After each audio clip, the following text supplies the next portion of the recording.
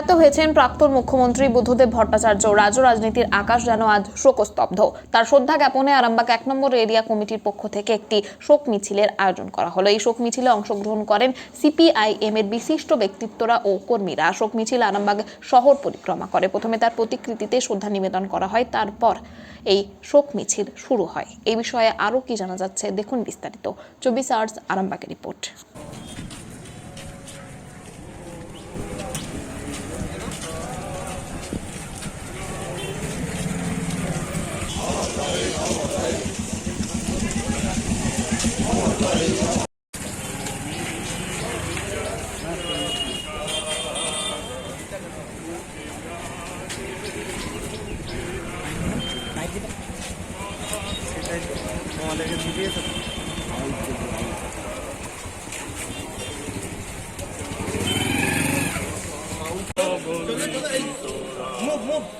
শ্রমিক দিয়াছে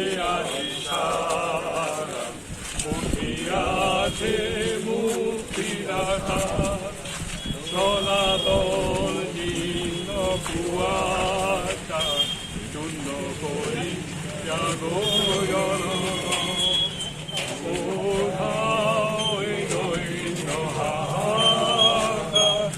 জীবন মরণ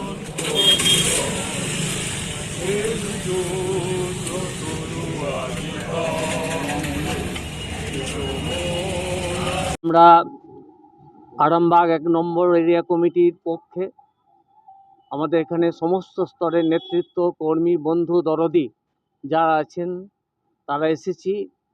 আমরা তার প্রতি সগভীর শ্রদ্ধা জ্ঞাপন করছি। আজকের দিনে আমরা একজন অন্যতম সৈনিক, সারা দেশের একজন সৈনিককে হারালাম। তার পরামর্শ, তার প্রেরণা, তার আদর্শ আমাদের সারা জীবনের পথ চলার পাথেয় হবে। আগামী দিনে সর্বত্রই তিনি এই ভারতবর্ষের মাটিতে, পশ্চিমবঙ্গের মাটিতে, আমাদের হৃদয়ে তিনি বেঁচে থাকবেন, চিরদিনই বেঁচে থাকবেন, আমাদের সঙ্গে থাকবেন। আমরা আরামবাগ 1 নম্বর এরিয়া কমিটির পক্ষ থেকে আমরা তার প্রতি শ্রদ্ধা জানিয়ে আমরা শোক মিছিল আমরা শুরু করব কিছুক্ষণের মধ্যেই।